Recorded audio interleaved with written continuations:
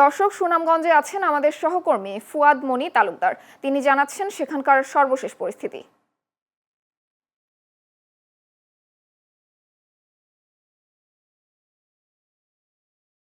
জানাব, ধন্যবাদ আপনাকে।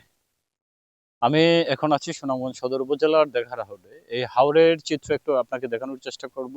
এখানকার নিচু জায়গা বলতে এখানকার এই হাওরের লামার হাওর বলে, এই হাওরটা আসলে পুরোটাই আজ পানির নিচে তলিয়ে গেছে। এখানকার কৃষকের সঙ্গে কথা বলেছিলাম। কৃষকরা যেমনটা জানিয়েছেন, তাদের ফসলি জমির 4 ভাগের 3 ভাগই আসলে এই হাওরে পানির নিচে তলিয়ে গেছে। যদিও 1 ভাগ কেটেছেন, সেই 1 ভাগও আসলে নিয়ে দুশ্চিন্তায় রয়েছেন। আপনি একটু দেখতে পাচ্ছেন যে এখানে তাদের যে এই ধান যাও কেটে পেরেছেন, সেই ধানগুলো এখানে স্তূপ করে রাখা আছে।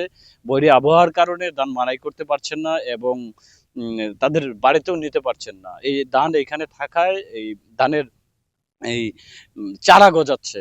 আসলে রোদ না থাকায় এই সমস্যা হচ্ছে। এবং আমরা কথা বলেছিলাম পানি উন্নয়ন বোর্ডের নির্বাহী প্রকৌশলীয় মামুন হালদারের সঙ্গে। তিনি যেমনটা জানিয়েছেন, বৈরী আবহাওয়া আরো আগামী 4 থেকে 5 দিন থাকবে। শারমিন, জান্নাত, এই ছিল সুনামগঞ্জ থেকে সর্বশেষ। ধন্যবাদ ফুয়াদ মনি তালুকদার।